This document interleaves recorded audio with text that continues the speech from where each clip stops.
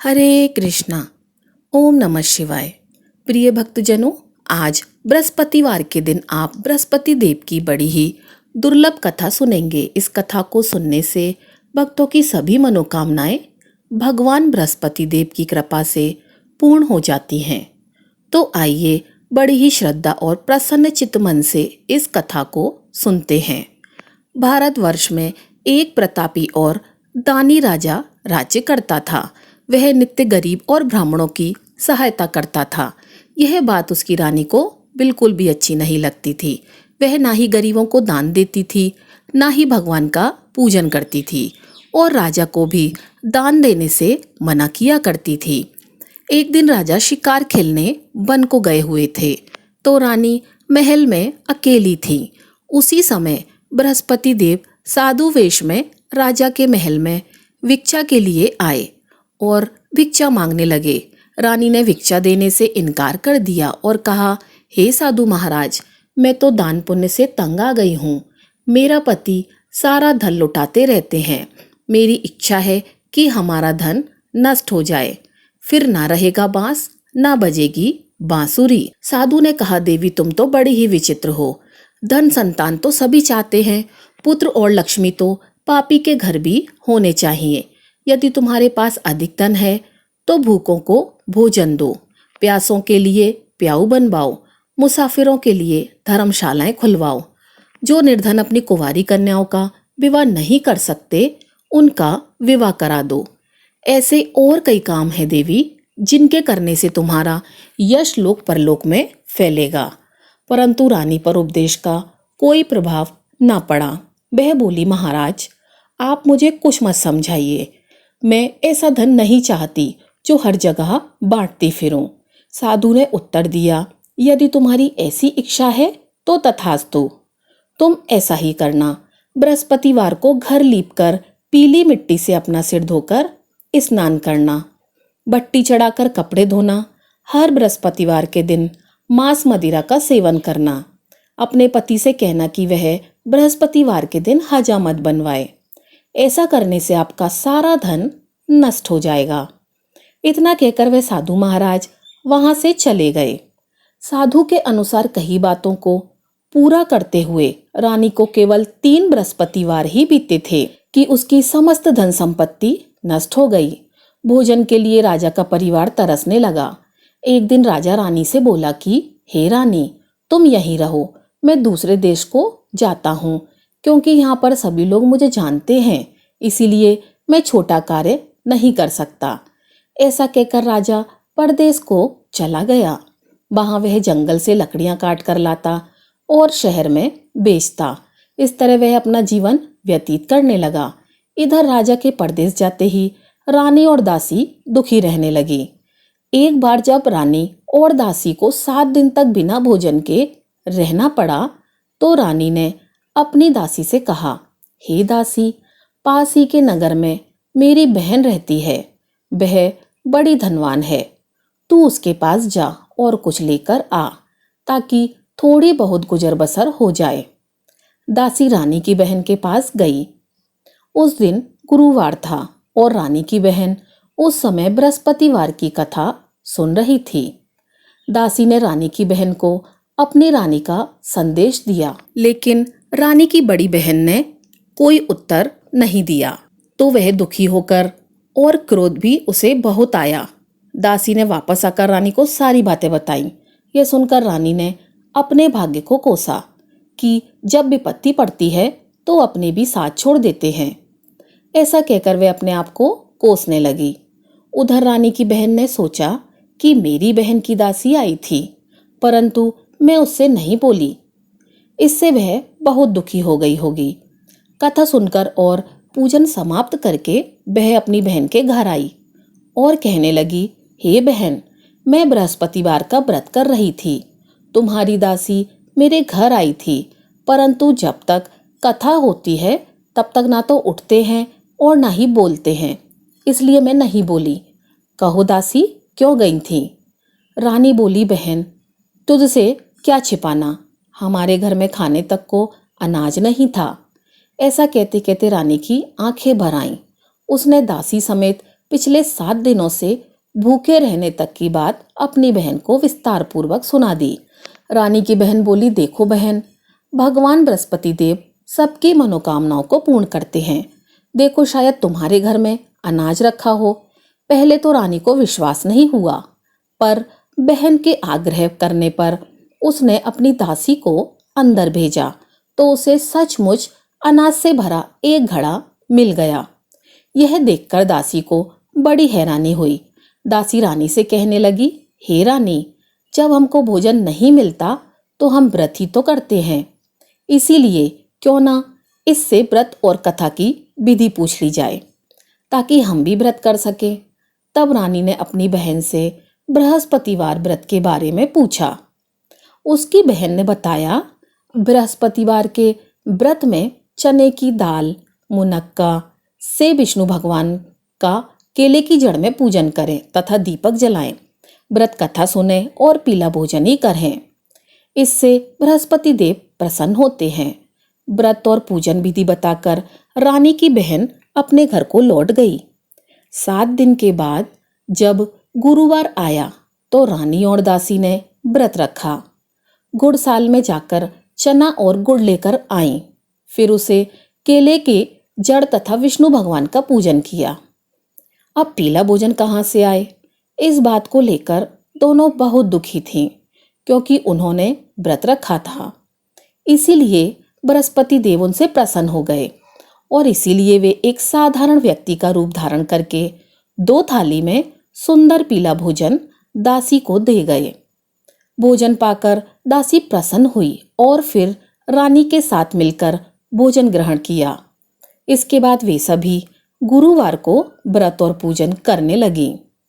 बृहस्पति देव भगवान की कृपा से उनके पास फिर से धन संपत्ति आ गई, परंतु रानी फिर से पहले की तरह ही आलस्य करने लगी। तब दासी बोली, हे रानी, तुम पहले भी इस प्रकार आलस्य करती थी। तुम्हें धन रखने में कष्ट होता था, इस कारण सभी धन नष्ट हो गया और अब जब भगवान बृहस्पति देव की कृपा से धन मिला है तो तुम्हें फिर से आलस्य आ रहा है। रानी को समझाते हुए दासी कहती है कि बड़ी मुसीबतों के बाद हमने यह धन पाया है, इसीलिए हमें दान पुण्य करना चाहिए, भूखे मनुष्यों को भोजन कराना चाहिए और धन को शुभ कार्यों में खर्च करना चाहिए, जिससे तुम्हारे कुल का यश बढ़ेगा, स्वर्ग की प्राप्ति होगी और पितृ प्रसन्न होंगे।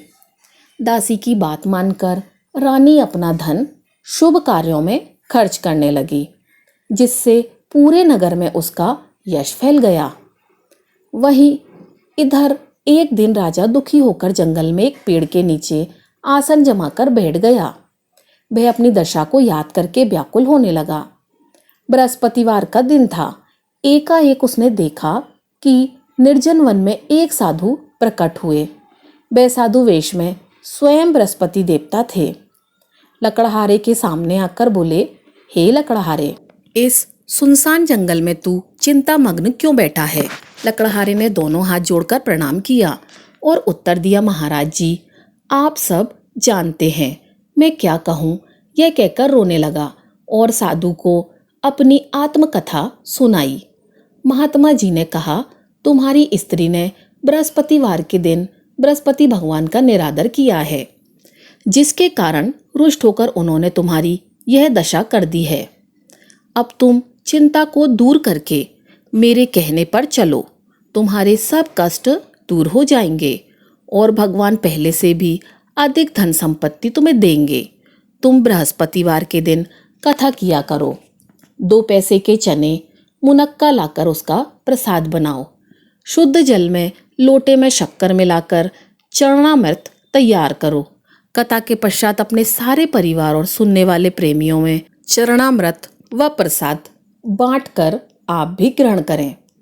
ऐसा करने से भगवान तुम्हारी सब मनोकामनाएं पूरी करेंगे।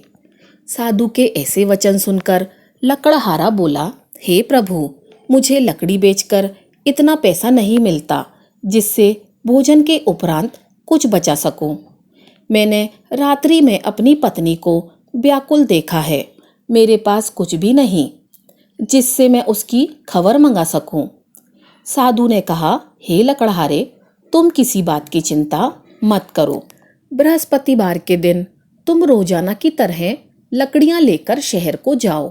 तुमको रोज से 2 गुना धन प्राप्त होगा, जिससे तुम भली भांति भोजन कर लोगे तथा बृहस्पति देव की पूजा का सामान भी आ जाएगा। हे राजन, बृहस्पति देव की कथा इस प्रकार से है। प्राचीन काल में एक बहुत ही निर्धन ब्राह्मण था। उसके कोई संतान नहीं थी। वह नित्य पूजा पाठ किया करता था, परंतु उसकी स्त्री बहुत ही मलिन रहा करती थी। वह ना स्नान करती, ना किसी देवता का पूजन करती और प्रातःकाल उठते ही सर्वप्रथम भोजन करती, बाद में कोई अन्य कार्य करती थी। ब्राह्मण देवता बहुत दुखी रहते थे। पत्नी को बहुत समझाते, किंतु उसका कोई परिणाम नहीं निकला। भगवान की अनुकंपा से एक समय उस ब्राह्मण की पत्नी गर्भवती हुई और 10वें महीने में एक सुंदर कन्या को जन्म दिया। निर्धन ब्राह्मण कन्या के जन्म से बहुत ही दुखी हुआ। धीरे धीरे ब्राह्मण की कन्या बड़ी होने लगी। बचपन से ही उस कन्या की रुचि भगवान विष्णु की पूजा में थी। वह प्रातःकाल उठते ही स्नान आदि करके भगवान विष्णु की पूजा करने मंदिर में जाया करती थी। बृहस्पतिवार को व्रत करके विधि पूर्वक पूजा पाठ करती थी। पूजा पाठ करने के बाद वह पढ़ने के लिए पाठशाला में जाती थी। घर से चलते हुए वह मुट्ठी भर जौ साथ लेकर जाती और पाठशाला के रास्ते में थोड़े थोड़े जौ गिराते जाती। पर वह पाठशाला से जब घर लौटती तो जौ के वह दाने सोने में बदले हुए मिलते थे। लड़की सभी सोने के दाने बीन कर लाती थी।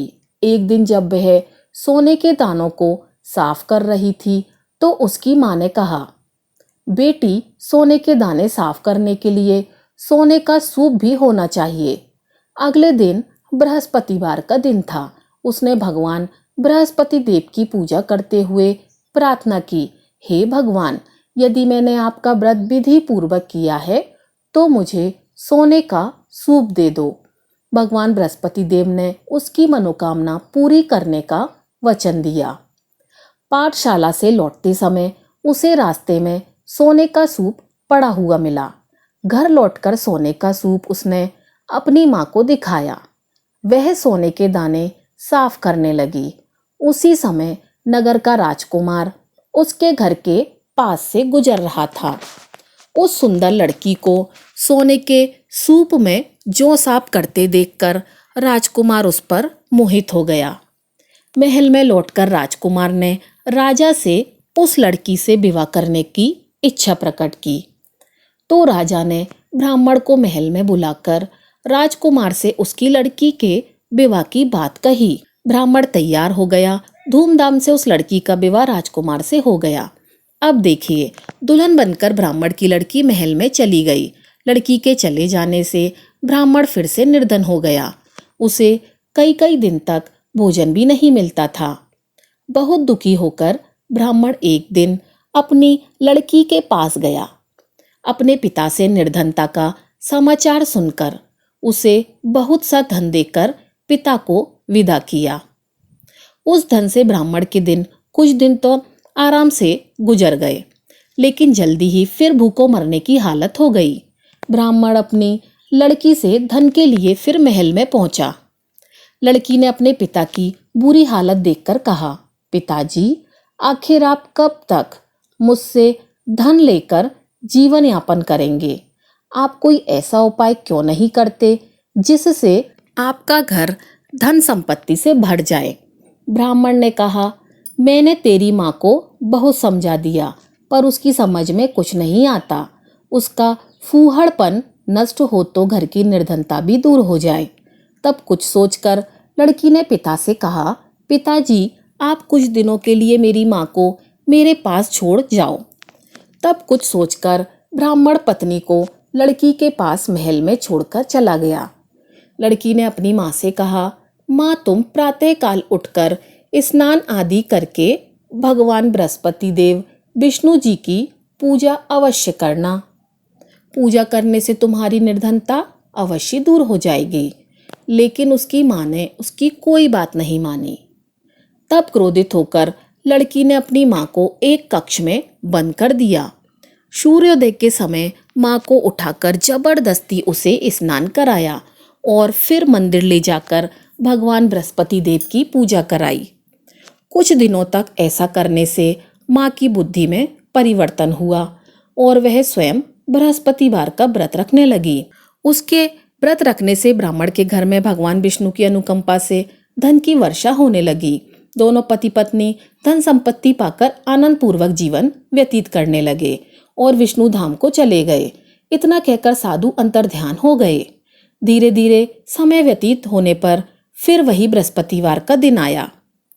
लकड़हारा जंगल से लकड़ी काटकर किसी शहर में बेचने गया। उसे उस दिन और दिन से अधिक पैसा मिला। राजा ने चना गुड़ आदि लाकर गुरुवार का व्रत किया। उसी दिन से उसके सभी क्लेश दूर हो गए। परंतु जब दोबारा गुरुवार का दिन आया तो बृहस्पतिवार का व्रत करना वह भूल गया। इस कारण बृहस्पति देव भगवान नाराज हो गए।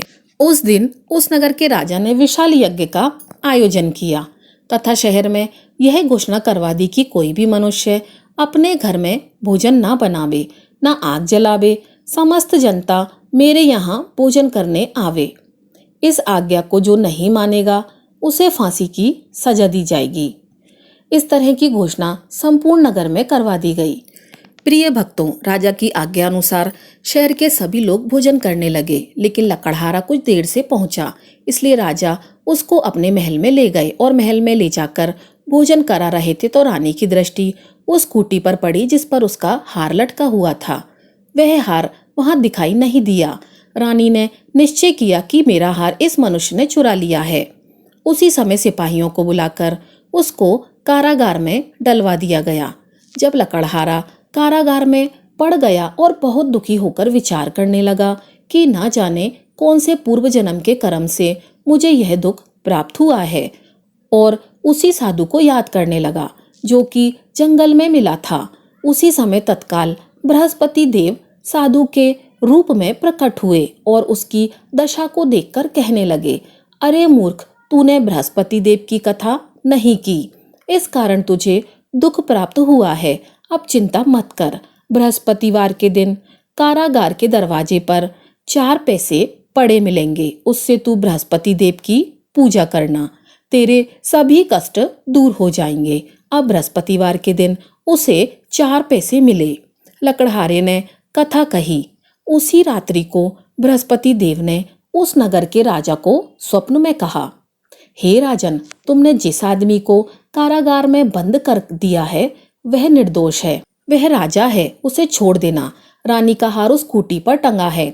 अगर तुम ऐसा नहीं करोगे तो मैं तुम्हारे राज्य को नष्ट कर दूंगा।